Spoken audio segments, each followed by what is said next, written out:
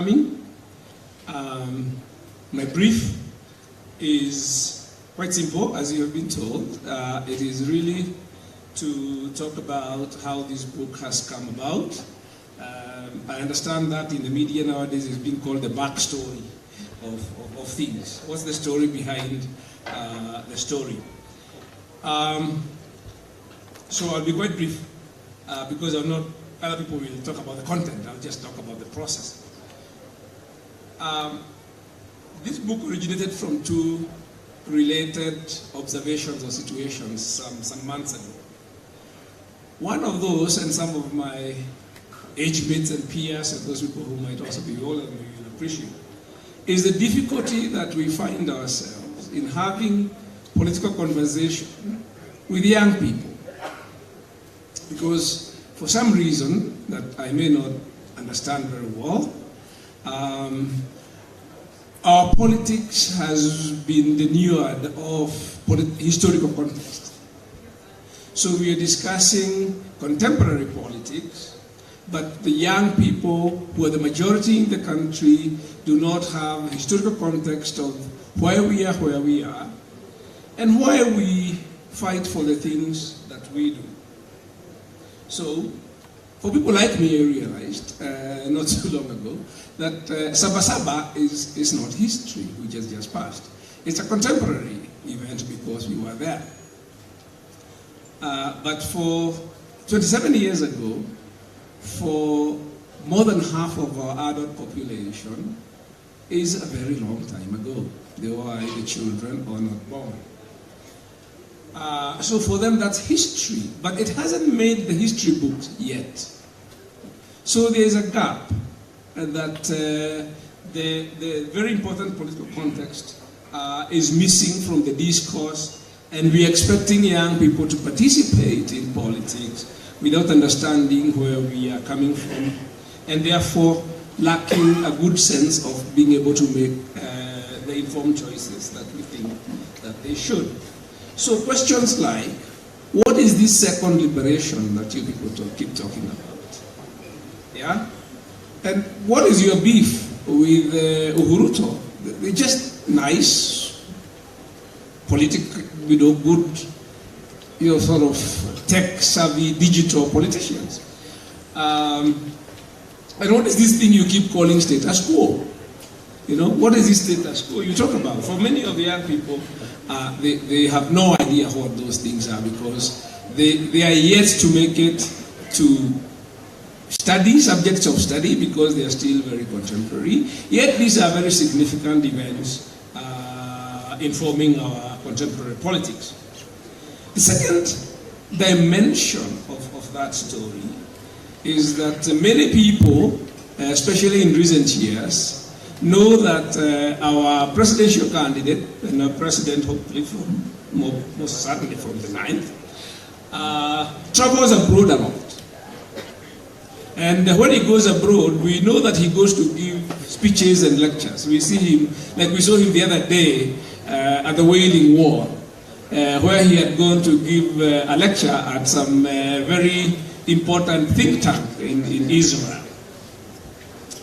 But we do not know, many people do not know what he goes there to talk about. Yeah, because the things he says there are not conveyed back here.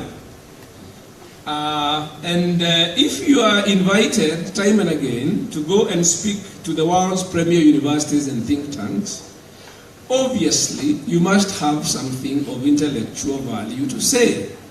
Those are not places where you go to give this kind of cut and paste speeches that are given in various local forums. There must be something of intellectual value which people expect you to share. So in a sense, you need to have something between your ears to be invited in that place. And many people, other than those of us who interact with our presidential candidate regularly and at that level, really do not know that he is a person who thinks very deeply about the issues confronting the country other than just doing something about them. He actually thinks very deeply and has thought about them very deeply for a very long time. Has got very clear ideas about some very radical ideas on some things, for instance, which are in that book. And you do not know it until you challenge him on some of those things. That he has some very, very strong and very informed and very well thought out views about many of our issues. So, we felt, some of the people around, as we approached this campaign, that there are many young people out there who would benefit from merging these two stories, understanding these issues from his perspective, as one of the people who has probably thought more deeply and longer about these issues than many of us, as well as providing historical context to the politics. And that was the easy part. The difficult part was actually to take a lot of that material from his speeches, some of it from conversations, and also from the historical material, and to synthesize that material into something that would be, in our view, hopefully interesting and engaging and accessible to our young people. If we were to do this for sort of the reading, intellectual, academic audiences, it wouldn't be that difficult, because that the language for doing that is quite easy, and we're used to it. But do it with the ambition that it should be a book that will be read perhaps even by high school students, was a very challenging thing to do. We hope that we have gone some way in achieving that. As you can see from the format of the book, we have tried to make it look very user-friendly. We appreciate that our children nowadays don't have much patience for things longer than 140 characters. So we are trying to meet them halfway. And I'm sure it's quite a challenge, but from the little feedback we have, we feel that we're confident that we've gone some way in achieving that. So on my part, as one of the people who have worked on this project and sort of put some of the ideas together, I wish to thank our presidential candidate very much for availing both his time and material in the middle of a campaign to be able to actually see this project through, and giving it a lot of support.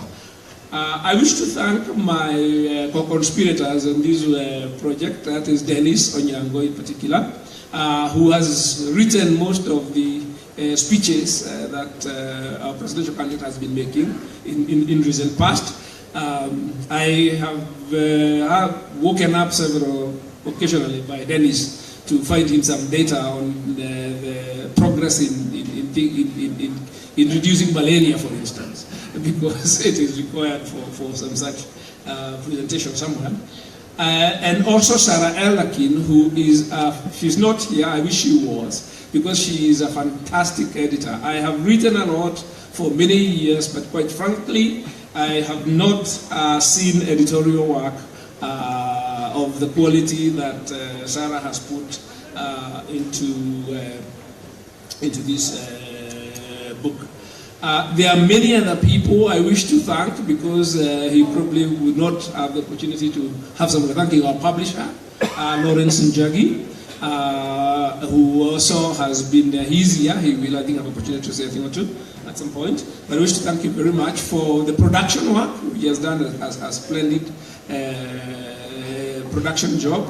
And also all those people who have participated in many ways in organizing this event and the process. Thank you very much. I believe that as we get this book out more, I think the youth of this country will really appreciate everything that everybody involved in this has done, however big and however little. So thank you very much, and hope you really enjoy the rest of the evening. Asante sana daktari.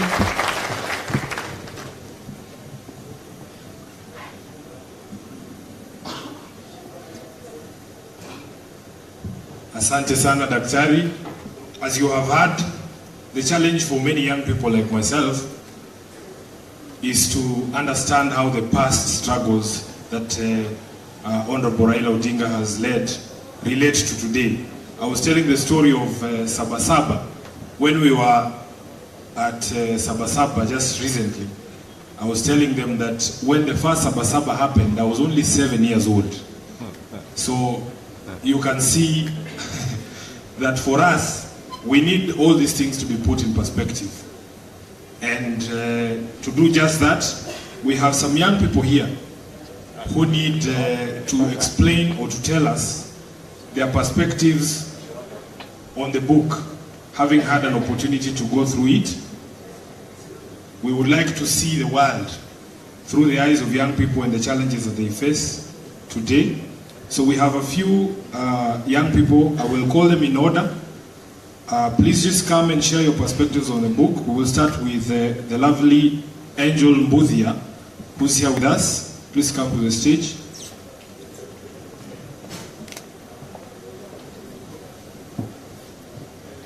Asante sana.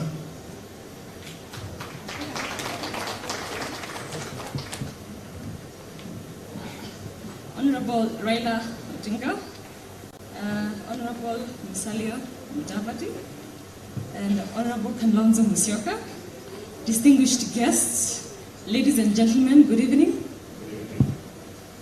In those documentaries, you guys look more handsome.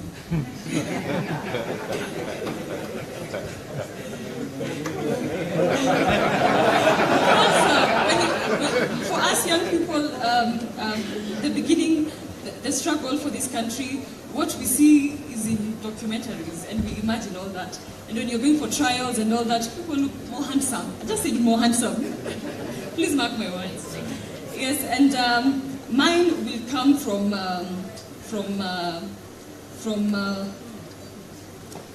something on economy and agriculture.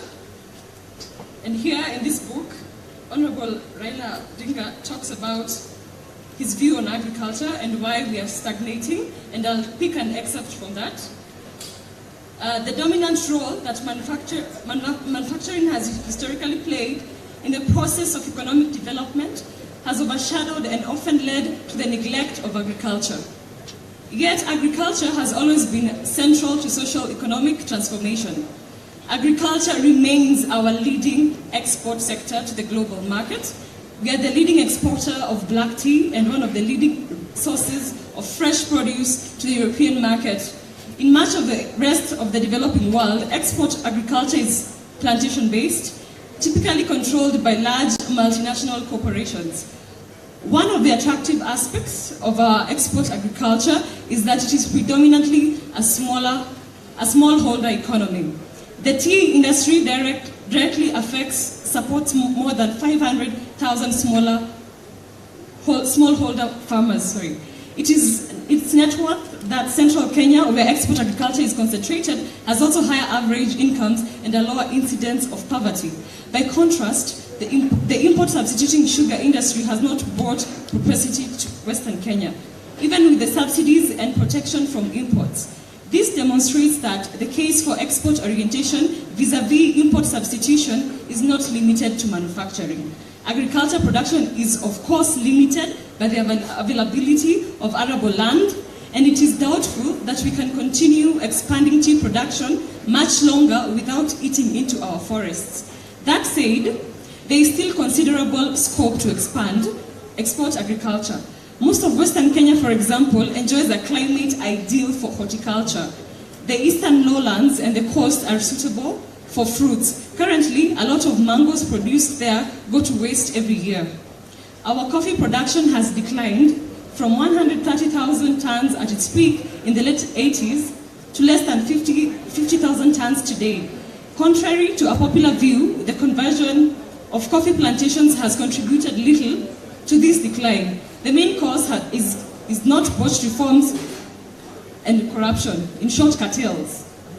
And we messed up the coffee industry just as the global demand for high quality products and such as we produce as taking off. If we had kept up production, we would be earning as much from coffee as we do from tea. So I was asked to take an excerpt of what inspired me the most in this book. And if I was asked to write a one-page manifesto, what I would talk about is putting food on the table for every Kenyan 3 times a day. It is a shame that we as a country, as big as Kenya, as proud as Kenya, as beautiful as Kenya, with elite people in it, can afford to have someone stand in front of them and tell them that there is no food for you. Kenya as a country is like a matatu coming from Buruburu, going to town, but it is going through Rongai, and the passengers are doing nothing about it. As much as our leaders have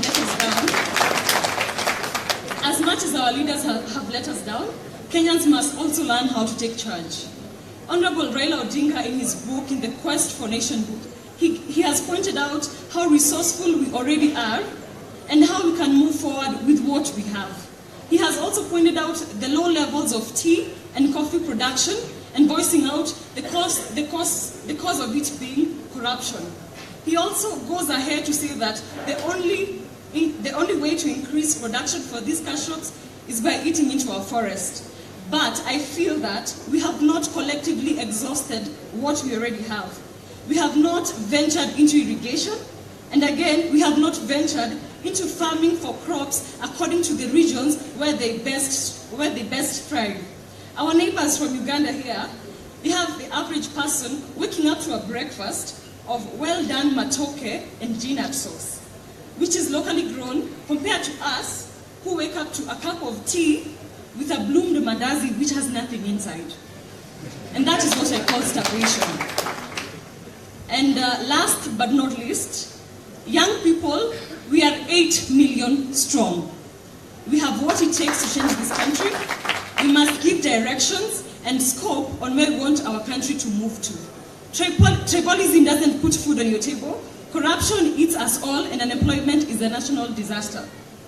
Let's down our tools, and on 8th August, we come out and speak in our full strength by sending home academic dwarfs, incompetent leaders, and kings and thugs in suits for us to provide a better life for our children and the future generation.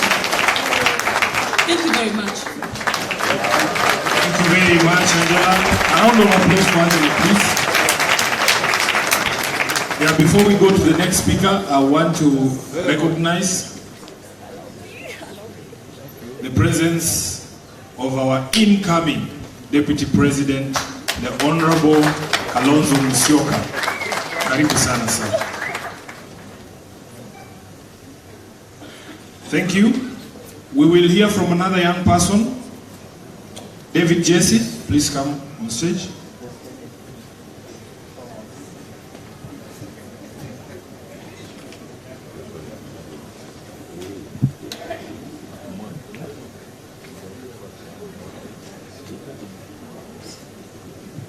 Okay. Thank you. This is such a great task, and today I had to take some anxiolytics before I came here. So I'm privileged to be here today to give my impression of Raila's new book, The Quest for Nationhood.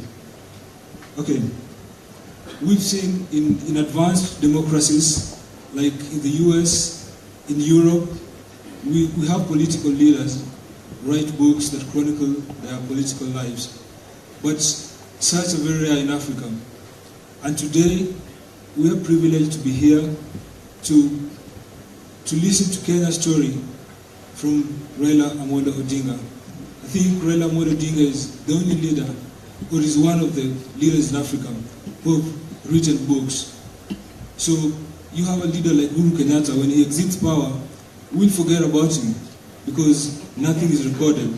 And also, nothing is worth recording about Uhuru Kenyatta or William Ruto. What do we record? What do we record for another generation? Nothing. So today, I'll talk about devolution. I read the book, and the part that touched me in the book was on devolution. As a young person who's going to school, I believe that devolution is the socio-economic equalizer of our time. I mean, devolution closes the gaps that have existed before, and that are a product of the Sessional Paper No. 10 of the 1965, that with the exclusion that have existed before, they find that we have marginalized areas like Mandera are going to be stories of the past with devolution. So, as a young person, I believe in devolution. And with this new system of devolution, I believe that we can devolve power. We give power to the people so that the people can decide and break the bureaucracy that exists with the recent forms of government. With devolution, we are going to devolve justice. With devolution, we are going to devolve our economy. And with devolution, we can also devolve our history so that each and every region in this country can have its own history. So, Mr. Odinga, I know that your government is committed to devolution. It is the best thing that can move our country forward.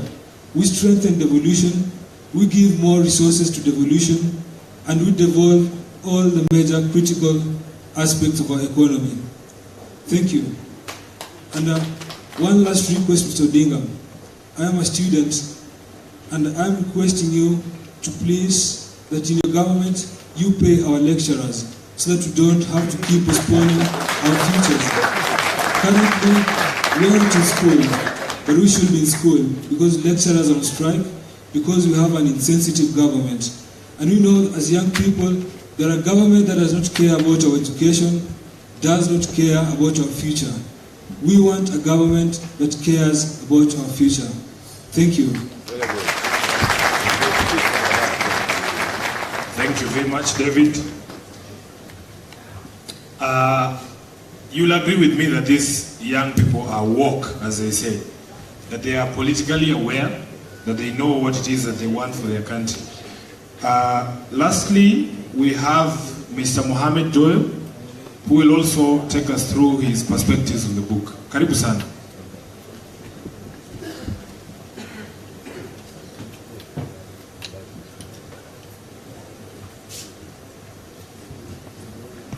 Hamjambo.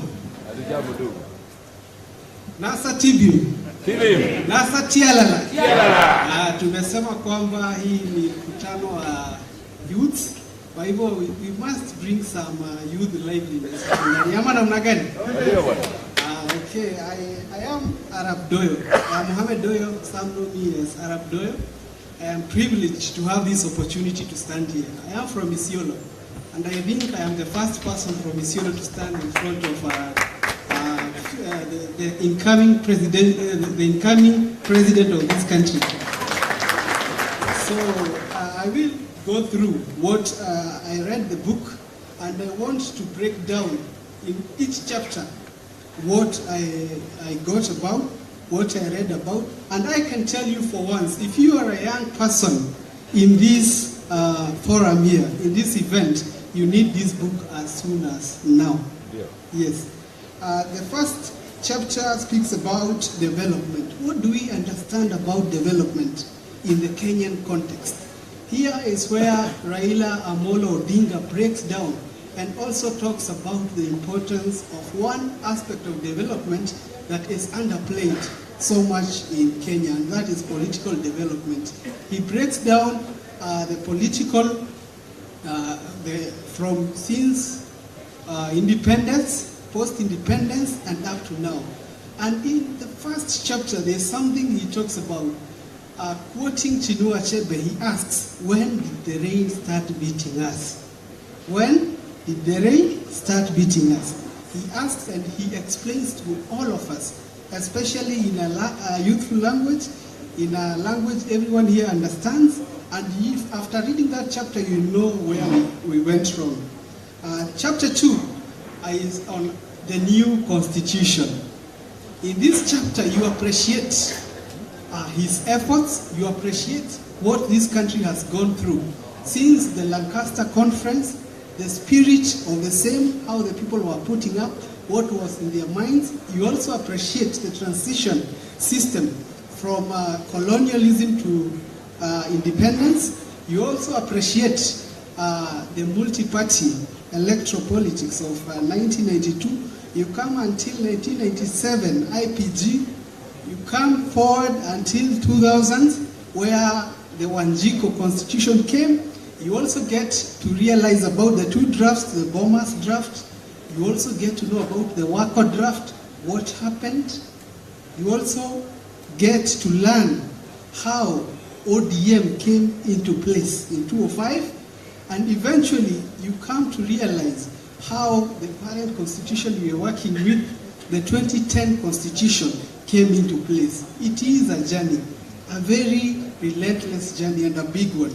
So the young people in this forum, the young people in this country, you really need to know about how you've come to this place, that you can tweet, you can tell the president anything. You can, as Article 33 speaks about freedom of expression. You can talk freely. You need to know what gave you that freedom. That is the Constitution. Chapter 3 speaks about economic development, two different journeys. Where did the rain start beating us?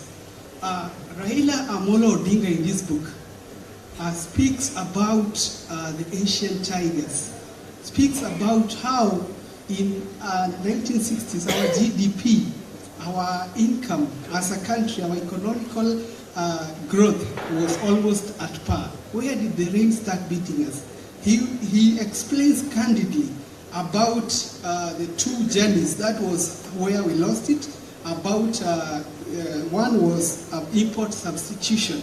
That is the one that our market was only for issues imports. We did not liberalize to focus on export-led industrialization.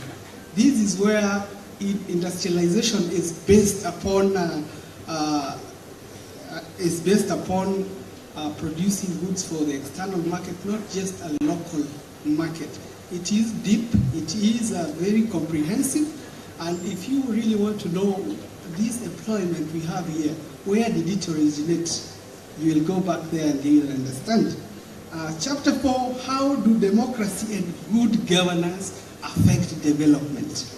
Here you are told of the interrelation between the two. All of these are interdependent. Without good governance, you don't have development. Mr. Raila Amolo Odinga talks about Cape Verde, talks about Mauritius, talks about Botswana. All these are African nations. I will not explain what they've done, so get the book, find out about these nations, and compare them with Kenya. Chapter 6, the success of devolution. Raila Amolo Odinga talks about how, since 1960, we had Majimbo, and the spirit of Majimbo, and then later we had devolution. What was the importance of devolution? He also bisects deeply on these mates that you have around every time. People say devolution inaanguka, devolution nini. Hawa watu ambao you just allocate 15%, a very small percent. So you will understand how the success, what was the motive behind devolution. Chapter 7, combating corruption. Here, Raila Amolo Odinga explicitly tells us about corruption and how we can end it. He also reminds us that we have one government that has seen unprecedented corruption in the history of Kenya like no other. He also tells us how to go about it, how to overcome about it. He talks about an imperial presidency, a presidency that is seen to be above the law, a presidency that is seen as too powerful that it affects all the other arms of the government. We are also told about, he also now on this part tells us how to solve it. And one of his suggestions is about parliamentary system of government. I know you will read that and you will understand more. He also tells us about why every other person in the public service wants to be rich. He tells us about the Ndegwa Commission of 1971, which approved which approved public servants to make as much money as they want, willingly, and with all the goodwill. Read about it and you'll understand about that corruption. Chapter 8, which way for our economy.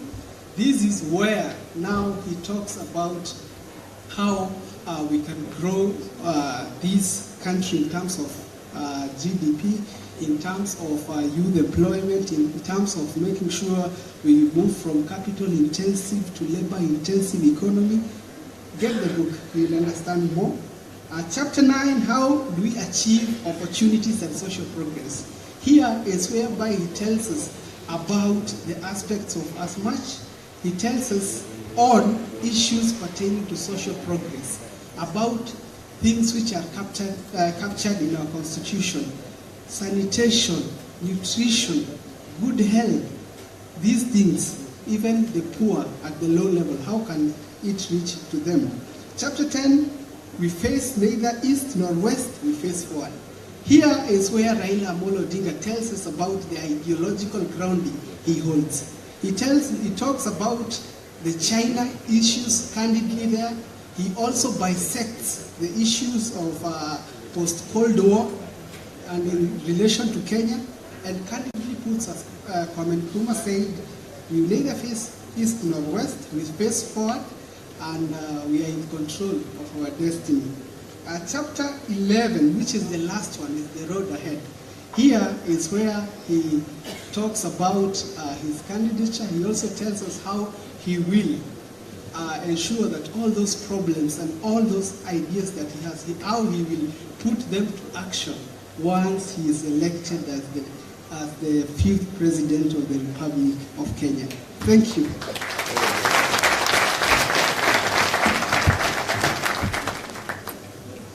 Thank you, Arab Doyle. Please let's give another round of applause to all the young people who have spoken. For the voters in Nairobi, I want you to take Angela's message very, very seriously.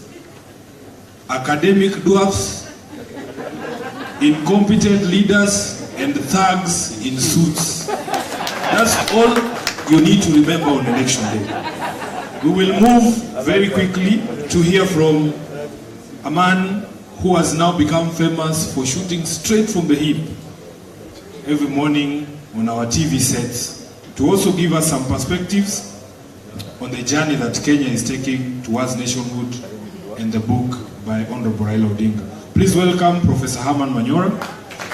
Karibu sana.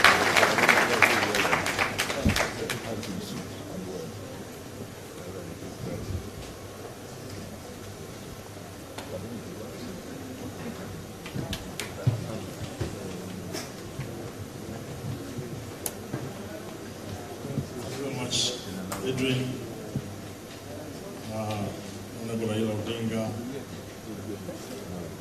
fellow members of the Pentagon, my senator, I can see him there, Senator Khanedi George, distinguished guests, ladies and gentlemen. I'm very impressed with the young man who has just finished summarizing the book, but I was almost worried because he was almost reading it, and I was wondering if people buy it. They say when Baba has read it, there's no point of reading it. But when Baba has written it, we must read it. So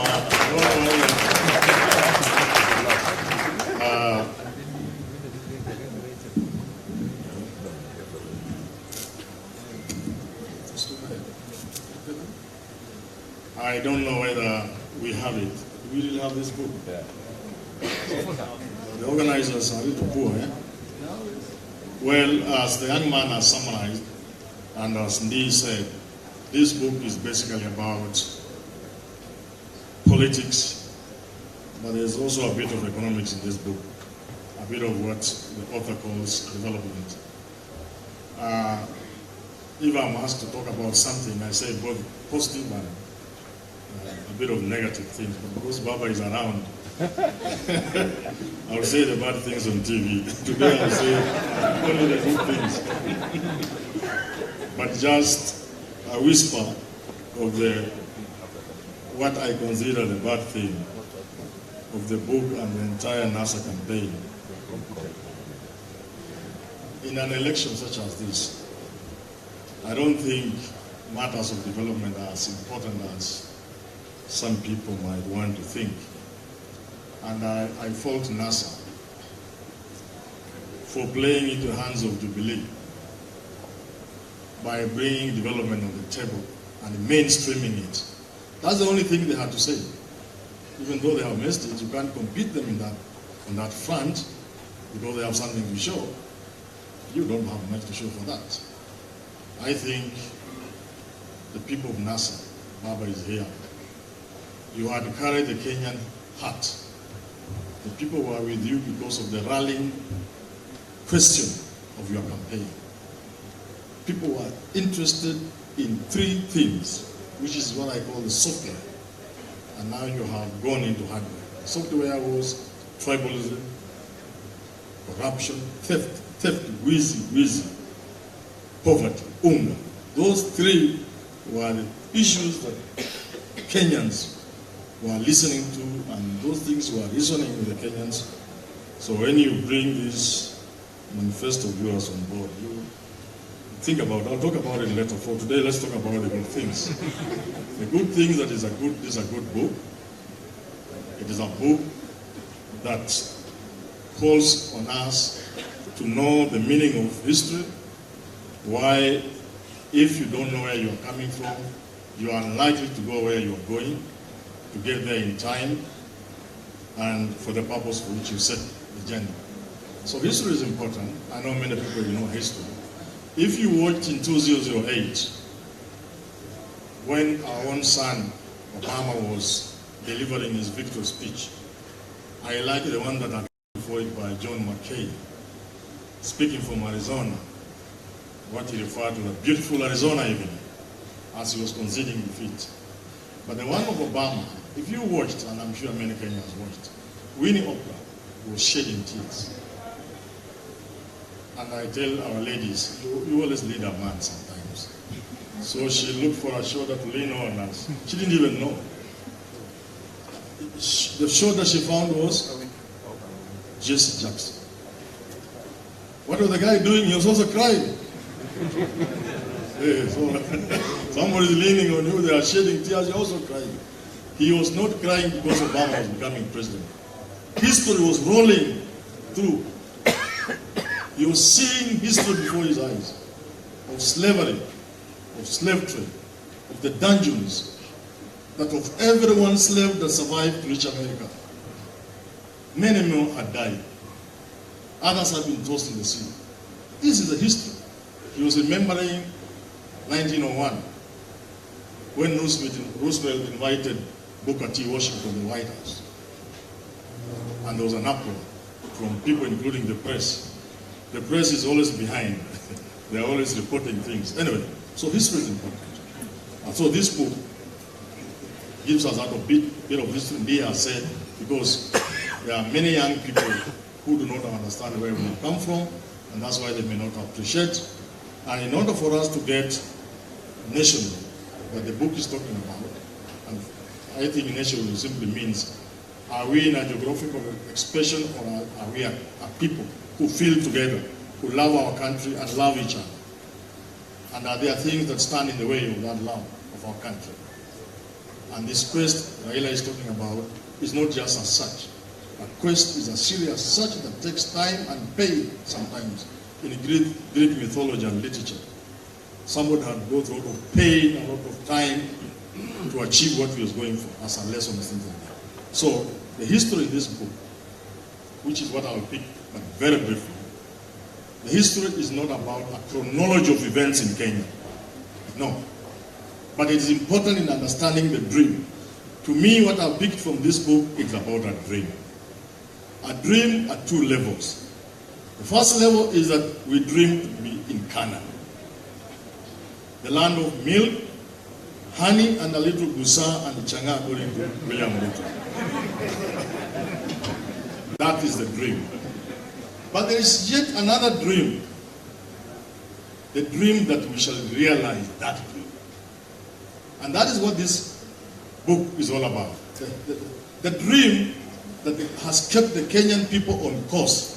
If you want to understand is that dream that has kept people on course, just go through the book and look at the history. Begin in 1963. What happens? We get independence.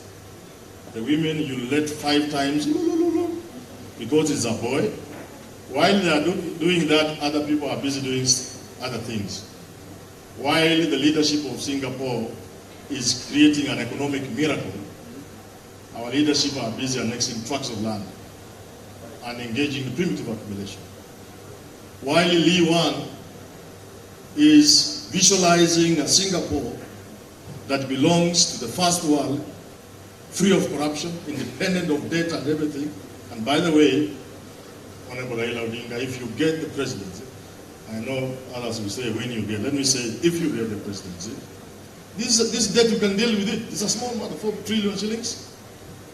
We are not collecting our taxes. If we collect the taxes in this country, we can pay this debt in 5 years and remain free. So while Lee Wang was visualizing that kind of Singapore. Lee Kuan Yew. Yeah. What? Lee Kuan Yew. Lee? Kuan Yew. Wang. Yeah, Lee. While Lee was doing that, our people here were trying to create a tribal regime. That's why we are where we are. You move on to around 65, 66, and you begin to see that dream. When things were going bad, we didn't give up that dream, that one day we'll be in Canada. In 1969, a series of events, very bad of them, they could have destroyed this country. KPU is banned, people are shot in Kisumu, Tomboy is killed. You would have thought Kenya would collapse. It didn't collapse. That dream, that there will be one time we will get there. In 1975, JM was killed. People said, yeah, even Akipu can be killed. That dream that keeps us hoping one day we'll get to Canada, kept us there.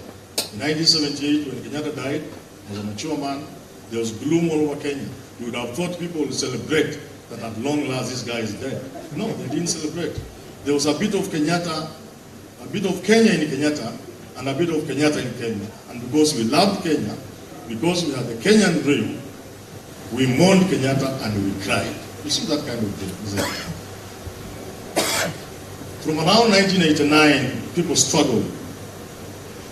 People were detained. Many people, you see Anyang Yong here, have suffered. Orengo, Matiba, if you see Matiba today. Some people almost gave up.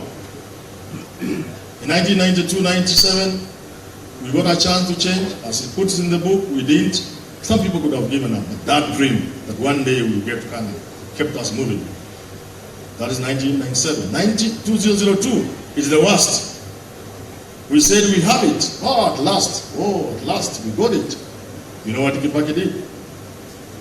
At that time, anybody could break. Any Kenyan could break. And I'm sure many people gave up. Say, sasa inaonekana hii hatutaweza, acha ikae. I remember Kajwang sometimes, I don't know when, the late Kajwang, Mapambana. He said, Wani, you think it's only us who will benefit if Kenya becomes good? We can say, wacha ikae. At that time, we almost gave up. But we did. That dream that one day Kenya will be a good country kept us moving. You can see 2007, what happened. There are many who believe Raila won. Is that right? Don't ask me what I believe. But since I know a little English, when I listened to Krigler, I thought he was saying Kibaki didn't win. Purely from English language. Don't ask me. Because if an Englishman says he could not tell who won. If somebody won, he will tell you somebody won. That is English. So, stupid from English, I suspect, perhaps, mzee baba ulipata lakini siku yako itafika. It is a quest. A quest is a long struggle for something. It takes time and pain. Finally, you might get it. Let's pray for you. In 2007, and the book brings out this very well, we almost burnt ourselves. We almost cleared this country. We are almost going down. We were helped by Mkapa, Gracia Machel, this other guy from Ghana, but finally Annan, Condoleezza Rice in America. But you know what stopped the violence? What made us stop and check, it is that dream. That we still have the possibility that with all this, we will have a country. That dream is what has kept us. That dream goes through, if you read this book, you see the history presented by Honorable Raila. It's not about a chronology of events. It is just, there must be something that is keeping us against all odds. Other people will have burned their country, but I think we have that dream. And in this book, Honorable Raila Odinga appreciates the role people play, the common people, not the men in suits. I don't think on page, the book in page, I think since you don't have it, but on page 28, in which he says, I now believe the eventual remaking of the Constitution to be the most important national achievement of our post-independence country of history. The process by which we have achieved it, the fact that it was born of a political struggle and was a people-driven process. I believe in the people. But you see, a dream, and I see this through this book, a dream alone is not enough. You must put substance in that dream. You must put substance, and it also comes with sacrifice. To go to Canaan will call for sacrifice. I think he can't say it very openly. People must sacrifice. Beginning with Jaramogi Oginga Odinga, he put his life on the line. That was a sacrifice to realize this thing. The men and women who are detained, maimed, and even killed up to the time Kenyatta leaves the stage. Martin Shkuku left a crippled man from detention. The men and women who suffered all the way to the multi-party struggle, that of the sacrifice they have made. I think my reading of the book is that the final struggle must be made now. The final sacrifice. It is because of this that I appreciate the sacrifice.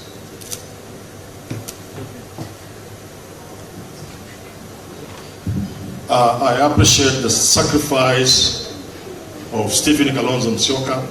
That is an enormous sacrifice. If you are following what was going on, the pressure he went through, and even talked about his age. He's not a boy. It's an enormous sacrifice. I recognize the presence of Wycliffe Musalia Mudavadi. It's an enormous sacrifice. And of Moses Masika Wetangula. Enormous sacrifice. For country to realize the Kenyan dream. The sacrifice by Isaac Ruto, the good Ruto. Here is a man who even stands the risk of losing his job as governor. But in pursuit of that dream, in the realization that there is a bigger thing for this country, he sacrificed. Now is time for the men and women around Raila Amolo Odinga and Musalia Mudavadi and George Kennedy. It is time for those men to give the sacrifice. Why am I saying this as I sit down? I'm saying this because to realize that dream, you need an enormous sacrifice. I will give you 3 reasons why you believe would beat NASA. NASA has the numbers. I've said this on TV many times. You have the numbers, but you can be beaten. There are 3 major reasons. Next Sunday, I'll put it in the paper. This Sunday, I'm telling them why they will lose. But the other Sunday, I'll tell you why you can lose. Let me just pick one. You are facing a person who is determined to win and to retain power, at all means. When you are facing an enemy of that type, you give it your all. You must make the kind of sacrifices people like Kalonzo Musyoka made.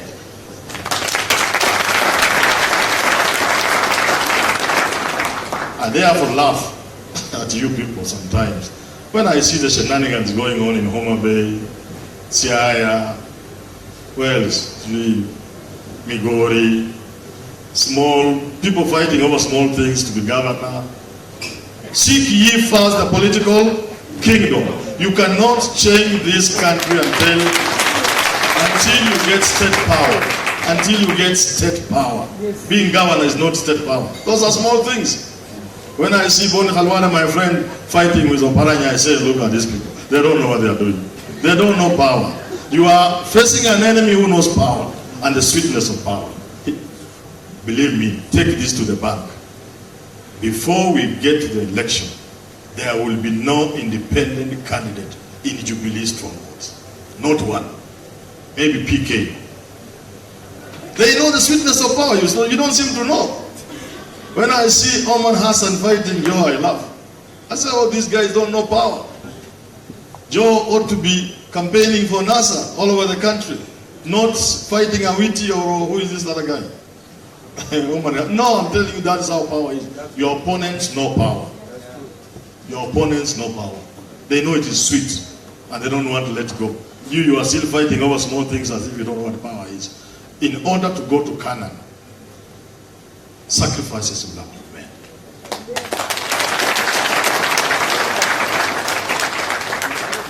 Even once you cross River Jordan, Baba, the task will even be tougher than winning the election. You will need to re-engineer our constitution. You will therefore need legislative, administrative changes, which you can only do if you have the numbers in parliament. Exactly. Because in order to change this country, if you win, you must run Jubilee out of town. Yeah. If you don't run them out of town, you will be a president, but there's nothing you'll do.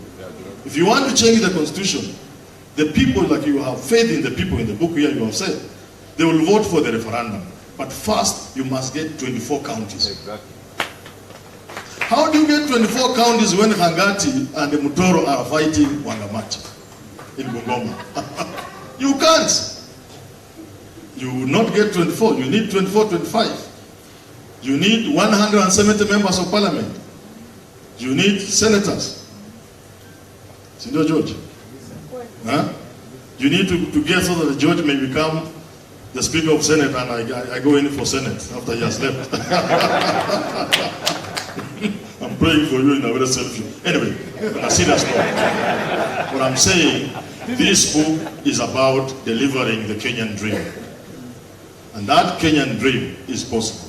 If you read the book, you see the Kenyan dream is possible. It is a quest, but even a quest must end somewhere, so that we don't end up like Sisyphus.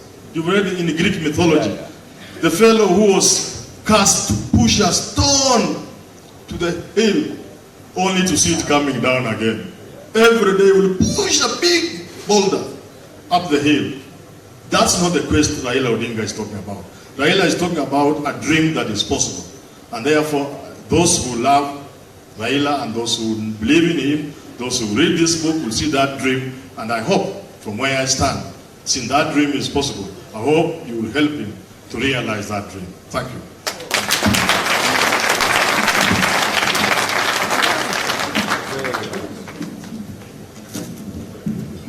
Thank you, Professor.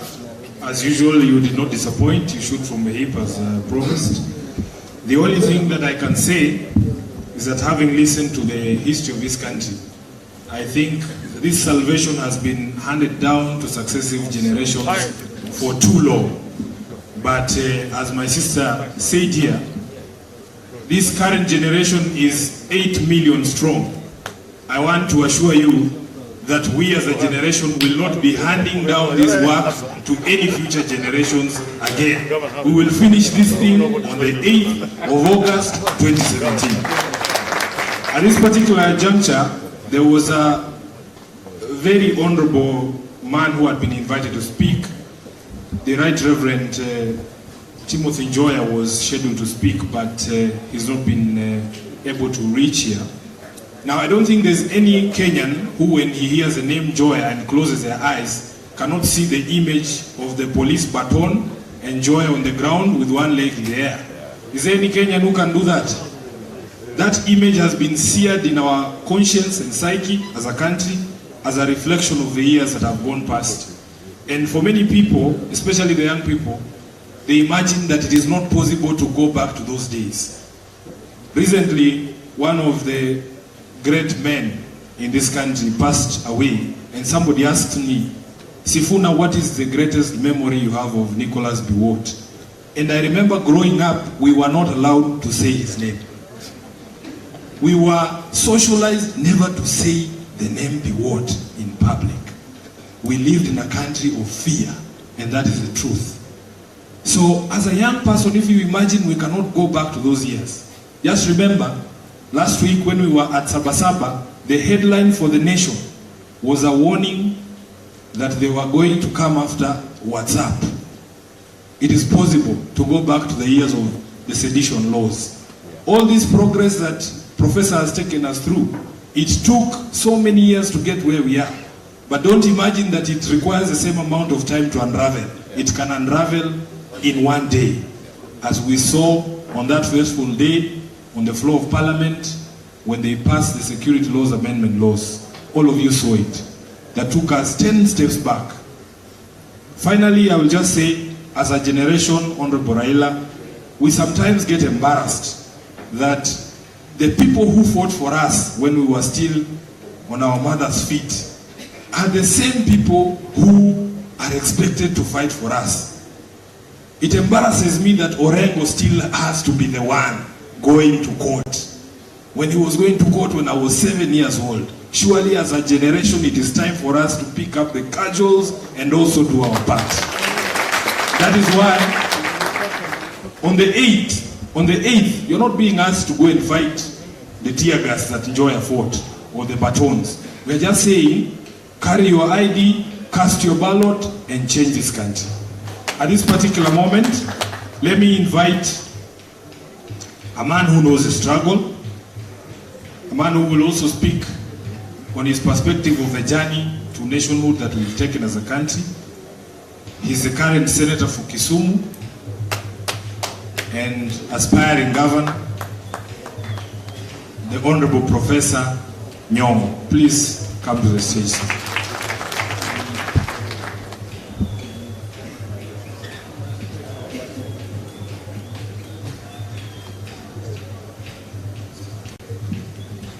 Ladies and gentlemen, how are you?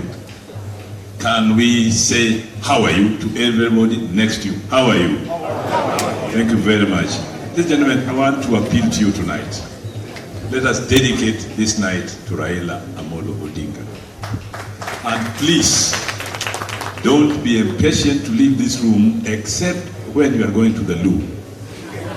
Tuko pamoja? Thank you very much. I would like to be given a very difficult responsibility,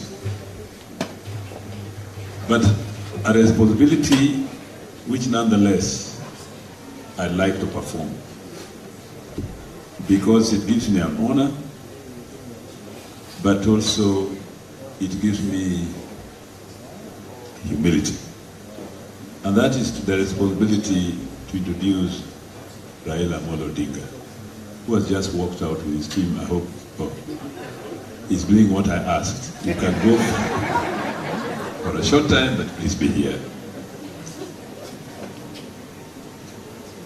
Many years ago, when people like Sifuna were still 7 and others younger, and others perhaps not yet born, some of us followed in the footsteps of the founding fathers of the Kenyan liberation. Jaramogi Oginga Odinga, Tom Mboya, Mzee Kenyatta, Bildad Kagia, you name them. Arvin Skode, Ronald Ngala, and many others. By the time we came to the scene in the late 60s, Kenya had started changing.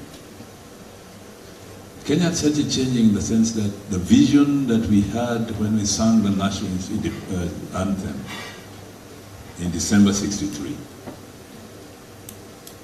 some of the very senior people in the state, led by Jomo Kenyatta, had decided that we must depart from that vision, and some resisted. Those who resisted in 1966 were actually a majority in Parliament. The total number of people who are going to break away from KANU and join KPU were 97.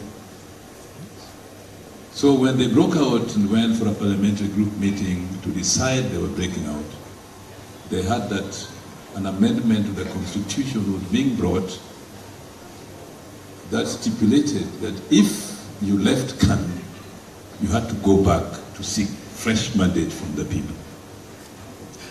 And that's where the first sacrifice started. Do you want to oppose KANU from within, or do you want to force KANU from without? If you want to oppose KANU from without, then you must go and seek a fresh mandate from the people. From the number 97, those who are valiant enough to face KANU from without reduced to 27. And they went to seek fresh mandate from the people. Of those 27 who went to seek fresh mandate, I would say 19 were rigged out.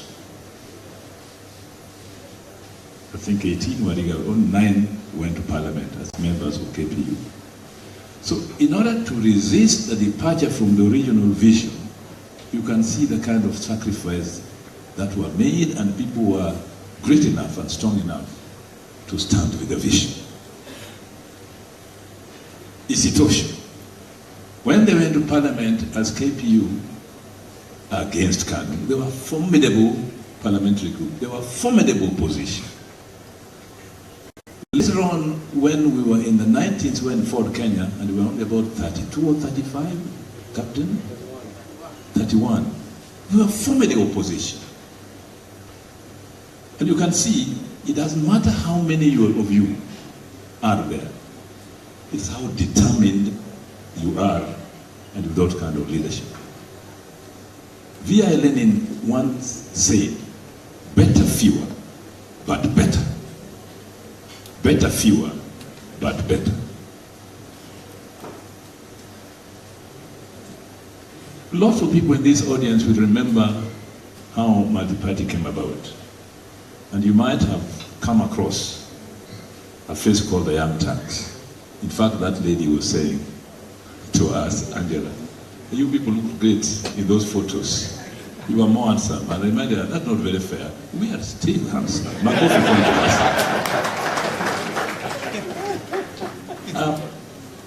That's Young Turks were Paul Mwite. Then we're all together with Raila Odinga, Itobi Manyara, James Orengo, Joe Ager, Muhisa Kitui, and myself. And what brought us at Young Turks was that we felt, as when our leaders were demobilized, Oginga Odinga and the others, that we really needed to rise up, as Sifuna has said, to the occasion and defend the vision. I remember when I was teaching at the university in 1977, that's where I first was there as a full-time lecturer. I'd been there briefly in 71 as a special lecturer. I heard of Raila Odinga. I had not met him very formally. The person I'd met in the Odinga family was Jaramogi himself and Uburu. We were doing things separately. Finally, when we came together, is when Edgar Tekere was here. Raila tells this story in detail, The Flames of Freedom, and I urge you to read that book. When you have time, and if you really want to get into the deepness of things. Well, we had other old Turks, really old, but they were Turks. Jaramogi Oginga Odinga,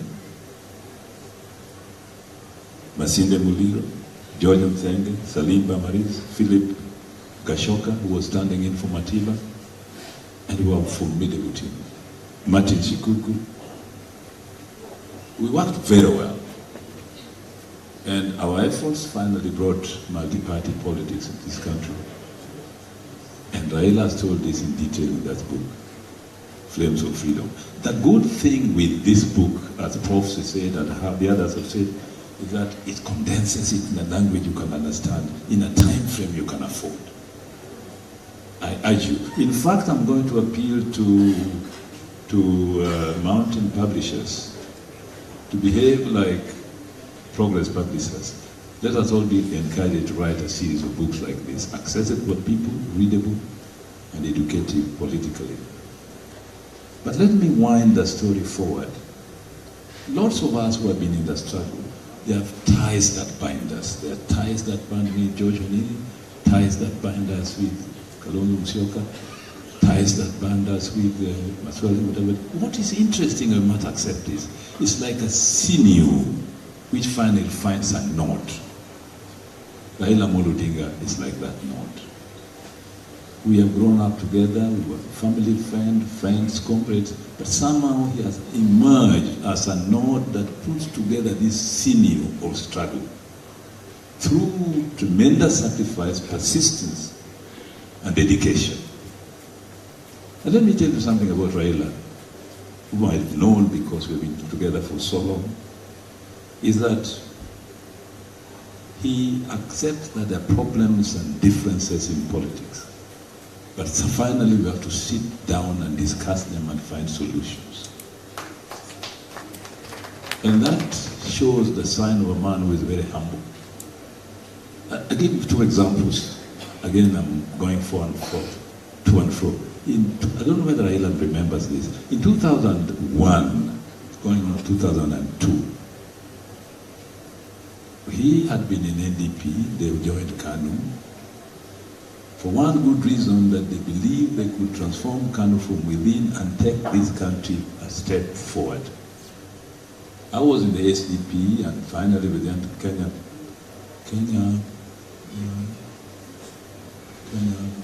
Democratic something. I can't now remember. But anyway, we were with Kibaki, Wamalo, and all these people. We were all requesting for a union. Then one day we sat together at the mall having lunch when it was a Minister for Energy. And he said, you know, you people, you must understand you have one cause. Let us talk to your colleagues. And we started talking. Then one day, Farah Malim and I were charged to go and talk with him, to go and talk to one politician. I won't mention his name because I don't want to embarrass him. And we went to talk to him. We talked and talked. And then I went to report to Raila and said, you know, we have talked to that fellow, but he says that he has worked with the Kikuyu before, but they have betrayed him. Raila laughed and asked me, who has not betrayed who in politics? Remember that question, who has not betrayed who in politics? What we want is unity to remove an authoritarian presidential regime from power, which is a hindrance to democracy in this country. That is the major point. And that is the point around which we must make tremendous sacrifices. The word sacrifice again. So, we are today launching a book of somebody some of you may not know very well, and somebody who we need to know very well because he's going to become our president. I'm a civil. Don't you believe that? Makofi kwangu basi. This team here, NASA leaders, Raila Odinga, Kalonzo Musyoka, the vice president, the deputy president, that is what he's going to be. And the team around him, these are going to be the most powerful men in this country with the support of the Kenyan people who vote for change in state power. And I think that was the Prof was saying. But there's a reason why they are rising to state power. That reason is what is condensed in this book. This power is not power for power's sake. This power is response to the tremendous sacrifices Raila Odinga has made through this journey as the node around which the sinews of change have historically been weaving around. And that is how history works. There was a book I once read called Individuals in History. How do certain individuals rise in history to play major roles? Others rise through very dubious means, as you heard that young lady say. They are not that great either. But those who make change, fundamental change in society, rise as a result of long-term vision, pushed by sacrifice and dedication, working with others and realize that times changes, and when times change, you also have to change accordingly. Bishop Augustine of Hippo, this is the last thing I'm saying about Raila. Bishop Augustine of Hippo once said that the most important in life is sometimes to think, to stop for a moment and think that you may not be right. One of the greatest things in life is that a time comes when you must stop for a moment and think that you may not be right. I would say maybe this is something that I share with Raila, but this is greatest in him, because when you sit down in meetings and the very controversial being made, he will listen. He will not say that I disagree with that point, but he will say, let us review that point again. Where is it taking us? Let us think for a moment that we may be wrong. Let us stop for a moment and think for a moment that we may be wrong. That's very important. Chairman Mao once went further, actually. Let us not forget Chairman Mao. He said, if you want to speak, remember one thing. Let me underline this. If you want to speak, remember one thing. No investigation, no right to speak. This book is a result of investigation, thinking, and going through history, so that in the final analysis, we may educate the public about what we are going to do. What we are going to do in the 8th of August, by going through this book, has been arrived at as somebody who quite often has stopped for a moment and realized that he may not be wrong, right? That he might be wrong. And as such, through investigation, through painful reading, sometimes waking up at 4 in the morning, and then he's fresh during the day to go to rallies, that's a sacrifice. I will tell you, our families sometimes don't like it that much. Agnes is looking at me and he knows why. Agnes, I'm assuming. Yeah. So that is another sacrifice. So don't think that this has been an easy thing. It's through the life of a man that through history has become a node around which our seniors of struggle have been woven. And a man finally, after such a long struggle, all of us are happy. I want us to be happy that on 8th of August, Kenyan will make the right decision and put a man in the presidency with this deputy who have, through the ages, sacrificed for what is going to happen on the 8th. And the 8th of August is going to become to me like December 2002, when we ushered in the NAC government. But this time, fortunately, this time, we are not going to get somebody in power who does not believe in devolution. This time, we have got somebody in power who is determined that our constitution should be even better to realize the Kenya we deserve. Ladies and gentlemen, I introduce to you the President of the Republic of Kenya, 5th President of the Republic of Kenya, the Honorable Raila Amolo Odinga. My comrade, my friend, my guide, my leader in the ODM, whom I've served as Secretary General for 10 years, the man I respect, the man I welcome. Ladies and gentlemen, Raila Amolo Odinga on stage. Thank you. Thank you so much, Peter. You may be seated.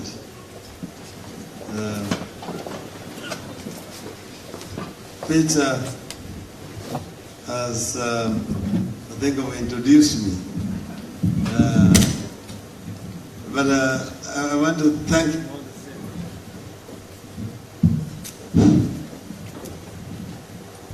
thank Peter all the same.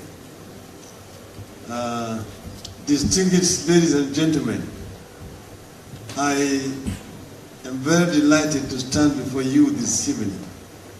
I see so many familiar faces in the audience who've come here. today to witness the launching of this book. You can call it also a booklet. You can just call it Raila's little orange book, whatever.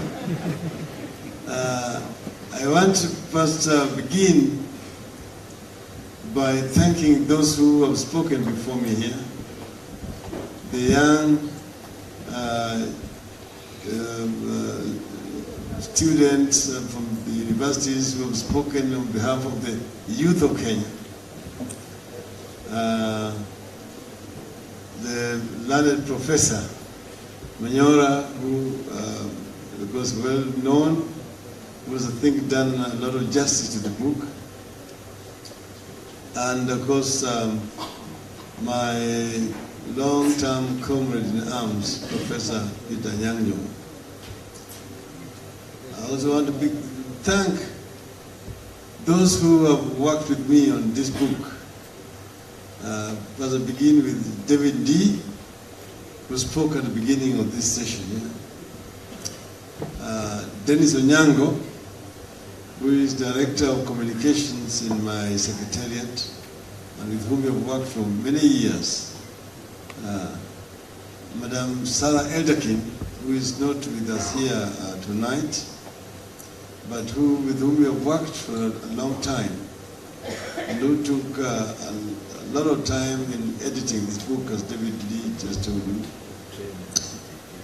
My family, my wife Ida, who is not here because she's just come from a tour of the Holy Land.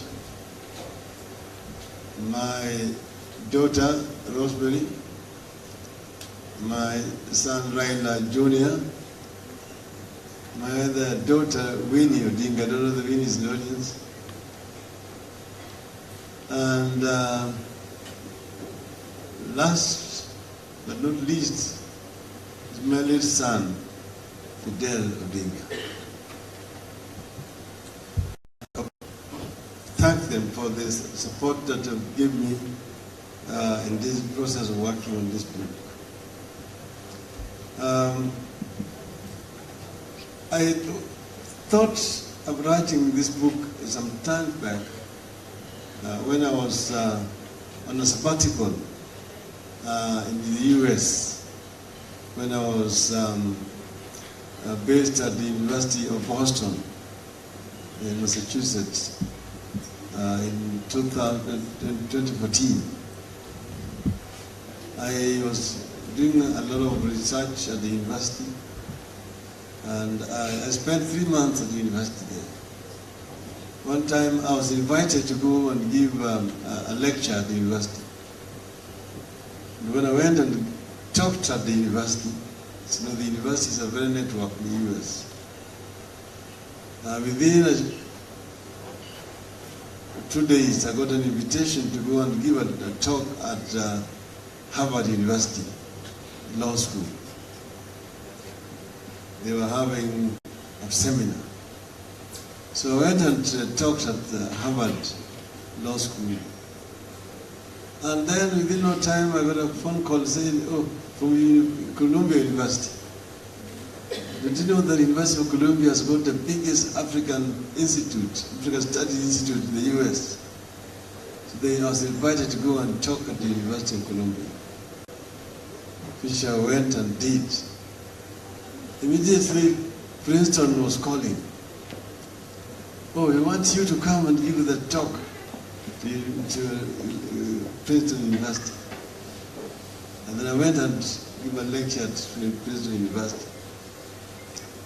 I went thereafter to Morehouse College in Atlanta, Georgia, University of Elizabeth City in North Carolina, University of Massachusetts in Boston. Then I received an invitation to go to Stanford and Berkeley in California. But as you know, that's another part of the continent. So I was not able to go. But I was able to honor an invitation to go to Yale 1 year later. when they sent me a ticket to go and give a talk there. I've also given a talk at the Oxford University and the University of London Metropolitan that I did sometimes earlier this year. So, sitting down with my friends, they say, look, in the course of this period of time, you've given so many talks on so many different subjects. And we think that these things should not just go to waste, we can put them together in a book form. From the time when I was in the opposition, to the time when I was Minister for Energy, when I was Minister for Roads and Public Works, when I was a Prime Minister, and all those other lectures. Now, this book is a product of that. We've synthesized it. But not only that, we have complemented it with some other ideas, what we think about our country, where should our country go. If you look at Kenyan history, it's very similar to other African countries. At independence, you inherit a constitution that has been negotiated. The French, the Francophone countries with France. And most of the Anglophone countries were negotiated at Lancaster House through a conference. So they were not constitutions which were negotiated by the people of those countries. They were documents which were imposed from the House of Commons after negotiations at the Lancaster House Conference. That is the constitution that we've had from independence up to 2010. But I've been saying that when our people were fighting for independence, they were very united, a struggle against an alien rule, because Kenya was made in Berlin, the Berlin Conference, where no Kenyan was represented. European masters, imperial masters just sat there and using, I don't know whatever they were using, drew lines across the African continent, giving them spheres of influence. But that is how the geographical space called Kenya was created. Then now Kenyans got united to fight against an alien rule, colonialism. And during that period of time, there was no tribalism, because to a British, you were just a bloody African. They didn't care whether you were Kikuyu, or Jaluo, or Mkamba, you were just a bloody African. So people were very united in the struggle for liberation of the country. Immediately after independence was attained, then the nationalist movement split into two forces. And my thesis has been that from that time onward, there have been two forces in this country pulling in two opposite directions. The forces for retention of status quo versus the forces for change and reform. The forces for retention of status quo are those who wanted to supplant the outgoing colonial masters, step in the shoes of the colonial masters, and they used the privileged position that was left behind to lord it over their own fellow citizens. In other words, to rule the citizens. These are the people. So the governor is gone. There's a new governor in State House in the name of the president. Monsieur le Président and his people. And the other, in other words, use the administration as it was used by the colonial administration. Because as you know, the colonial system was a kind of a devolved system. You had the governor, the crown in England, the governor representing the crown, then the PC, then the DC, then the DO, then the chief, and the sub-chief and the village elder. That was the colonial system. And then the police force that was also being used to lord it over the people. The colonial police force was an anti-people police force. So a police force was there to buttress the colonial system. It was used to rule the natives.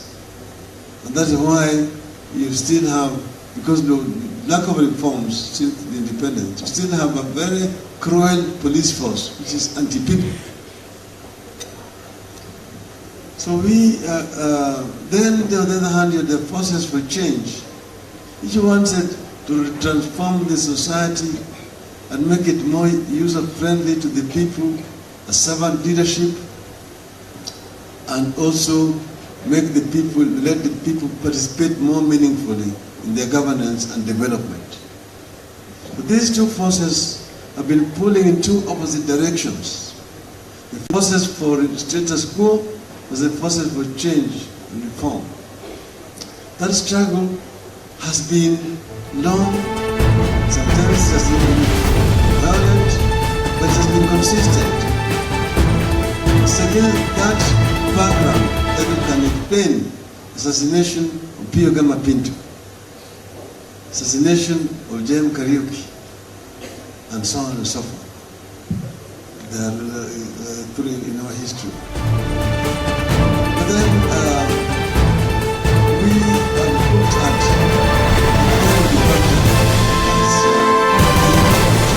where did the rain begin to beat us as a country. And the rain began to beat us when we coined what became like a blueprint for growth and development.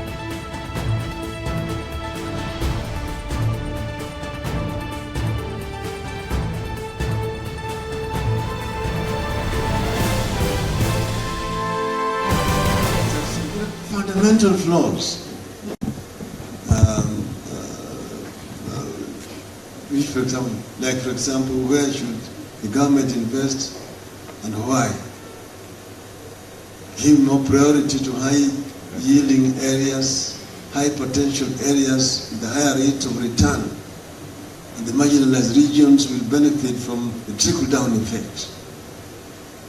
And then the import substitution development in terms of industrialization. That if you can manufacture to satisfy the domestic market, then you can get protection against importation of similar goods in the country. But then you compare to export-oriented growth and development in Korea and in the Far East, in the Asian tigers, yielding completely different results.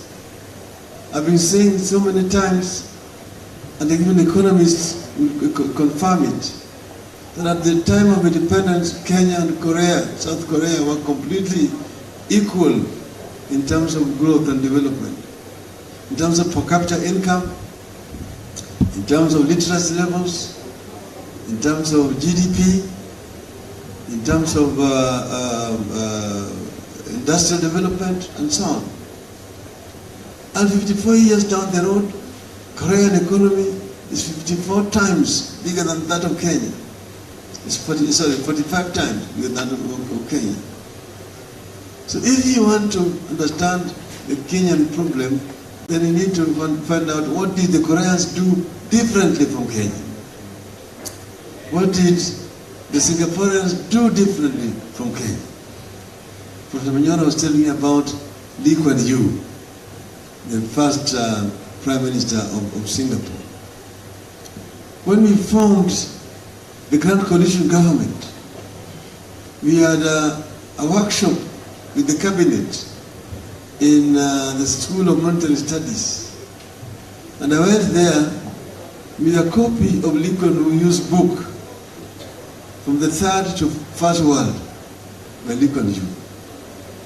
And I said it is a mandatory reading for every minister to see how to do it and to know how not to do it. Because I don't believe that Koreans are special to human beings, or the Chinese, different from us Africans. I have a real belief that our people have ability to do what those people have been able to do. My belief is that it's leadership, or the lack of it, that is responsible for our backwardness where we are today. And unless we change course and direction immediately, even 100 years from now, we will still be where we are today. This is the reason why Kenyans must make a decision on the 8th of August, which is next month. I believe strongly that Kenyans can do this. In my lecture in elections in the US, I used to tell them why I believe that our people can also do it. I believe that our people properly challenged and given opportunity from the youth going upwards can do it. We first must begin, like the Chinese did, by manpower development, giving equal opportunity for all our children from the nursery up to high school, so that they can be able to realize their potential, national potential in terms of education. And then skills training, so that people can become job creators instead of being job seekers. This is important. And that's why I'm dedicating this book to the youth of this country. And I'm challenging the youth, that the youth have the solution to the problem of this country.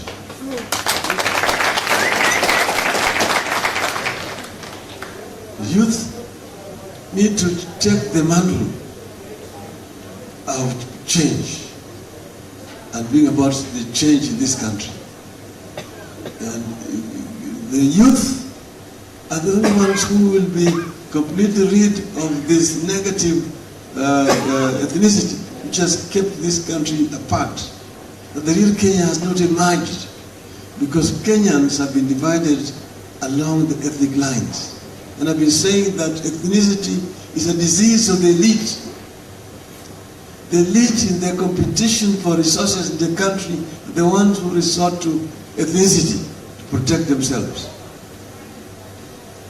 When they find themselves in trouble, oh, I'm being self-sacrificed because of my tribe. We are being finished. We're being finished. Yet when he sits there and is eating, he does not eat on behalf of the tribe. So these youth are the ones who will help us to bring change in our country. Take the mantle in their hands and bring about the change that this country so much desires. The Kenyan youth. So they have also shown that they're ready to sacrifice. When we were on the streets fighting to remove the IBC, the youth were with us in the front. They were not scared. They said, tumeshinda tear gas, tunataka bomb. Tumeshinda tear gas, tunataka bomb. And we marched on with them until eventually they had to yield in and get the IBC out of the way. And in the olden days there, during the struggle for independence, the youth made the ultimate sacrifice. I was telling you that the colonial system was even more ruthless. The youth were always in front. And you saw me singing the song that the youth used to sing in those days for the struggle for independence. So we want to give our youth an opportunity as NASA. This is going to be our priority number one when we take over.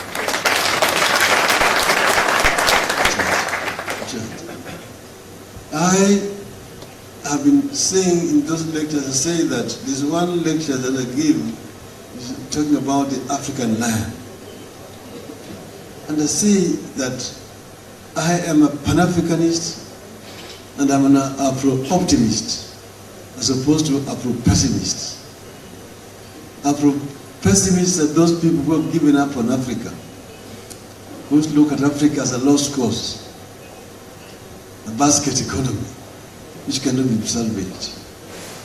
Afro-optimists are those who believe in the ability of the African people to develop Africa. I belong to that school. But I also subscribe to Nkrumah's theory, which Manyora also believes in, that seek ye the political kingdom first, and everything else shall be built upon it.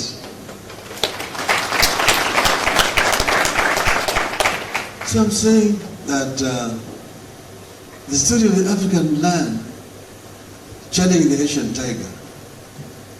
African lion sends a message to Asian tiger and tells it that Asian tiger, you have danced on the stage for far too long alone. When I was asleep in the jungles of the Congo, the European bear retreated a long time ago to the poles. The same thing with the American panda. But now I'm awake as an African lion, and I am sitting in the African forest, bounded by the mighty Nile to the east, and the Gambia to the west, the Niger to the west, the Limpopo and the Mbezi to the south, the Congo in the middle. I'm sitting on top of African gold, African diamond, African bauxite, African iron ore, African oil. And I have the ability to transform this wealth into prosperity for my people of Africa. And I will do just that and reclaim the 21st century as truly the African century. Message of African lion to the Asian tiger. So I want to conclude by quoting the former president of the United States of America, who is also a friend of mine, Mr. Bill Clinton.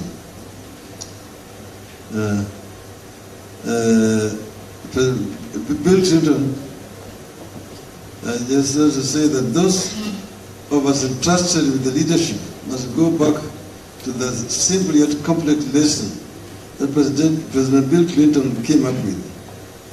Clinton said that if he were to sum up his view of public life, it would come down to this. 1. Are people better off when you quit than when you started? 2. Do children have a brighter future? Are things coming together instead of being torn apart? I believe in this simple doctrine.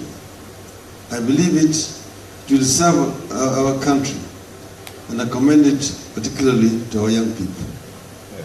I, together with my colleagues here, 2 of them here, Honorable Kalonzo Musyoka, Honorable Salim Davadi, Honorable Moses Wetangula, and Honorable Isaac Ruto are not here with the reasons and excuses.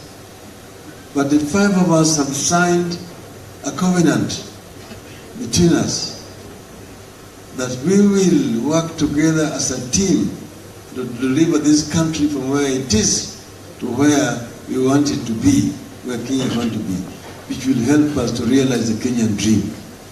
The Kenyan dream as coined by the founding fathers of our nation. And you find it in our national anthem, that God of all creation, bless this land, our land and nation. Justice be our shield and defender. May we dwell in unity, peace and liberty. plenty be found within our borders. That's the Kenyan dream, which has eluded us. We believe that we to have what it takes to realize it. I am grateful to these four gentlemen for having confidence in me and giving me the opportunity to run for the president of this country. And I have given them an assurance that I will not let them down. And I'm sure that if we work together, we will be able to deliver this country on the 8th of August. So I say that it is a responsibility for all of us, and particularly the youth of this country, to liberate this country on the 8th of August so that we can start the journey to realize the Kenyan dream. Long live Kenya.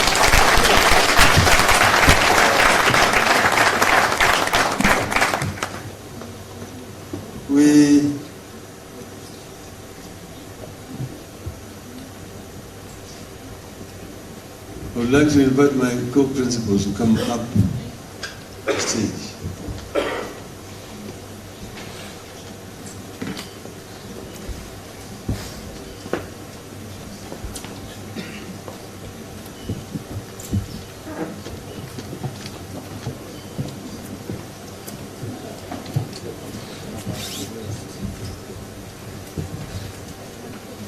So they join me here for the unveiling. I just want to make an announcement. First that this book eventually will be sold at 200 shillings a copy. But everybody in here is going to get a copy.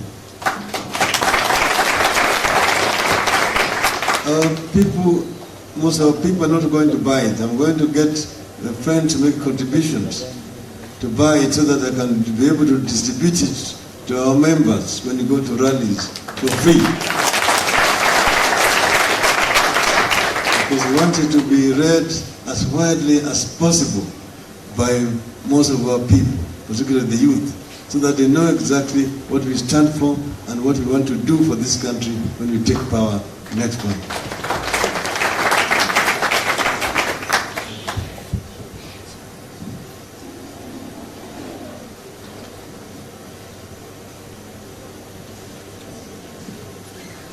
Okay, so Honorable Raila, kindly do the honors to unveil the book.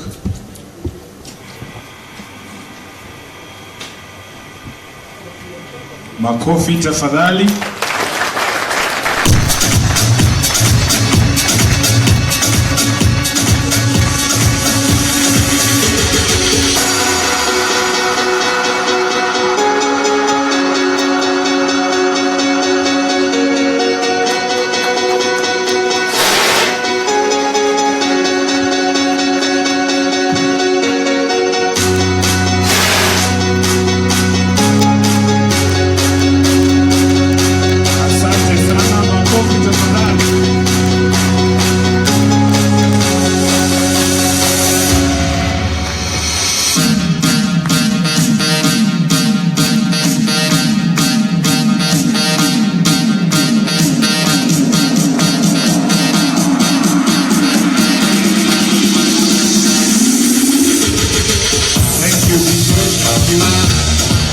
Thank you. In the interest of time, we are going to have a signing ceremony here. We will have copies of the book signed by the Honorable Raila Odinga for our co-principals, our Deputy President, the Honorable Kalonzo, and my three students, Angela, Mohammed, and David. You will also get copies.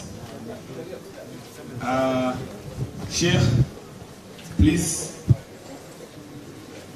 join the queue. So we'll have photos. Senator Haniri,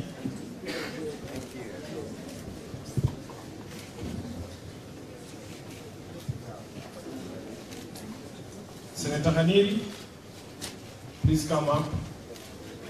Senator Nyongo, Governor Asanga,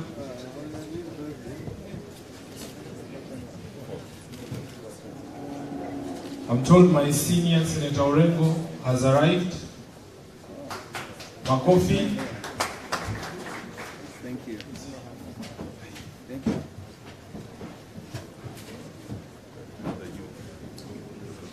The three students, where are they?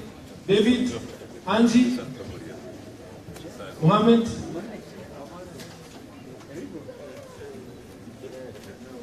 DJ music, please.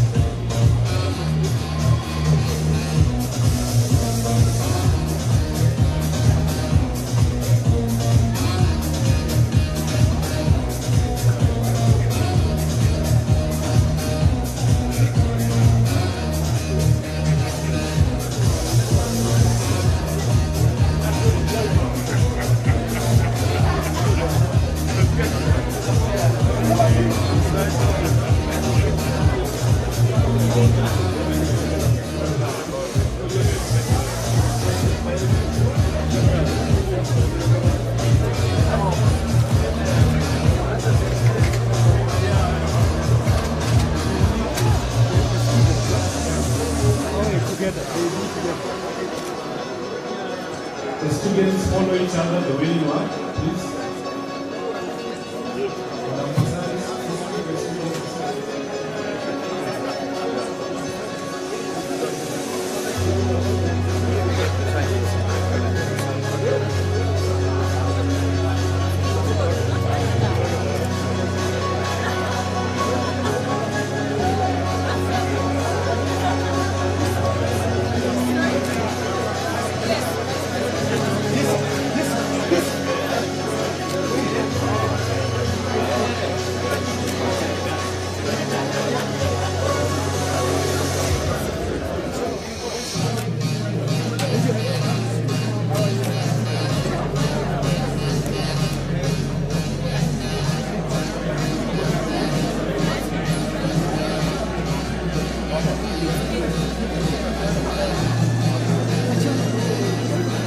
Our deciding is going on. Want to invite all of us to a cocktail session at the back. Please feel free. I believe it's an open bar. But if there are any bills, you can send them to the Senate, Nairobi.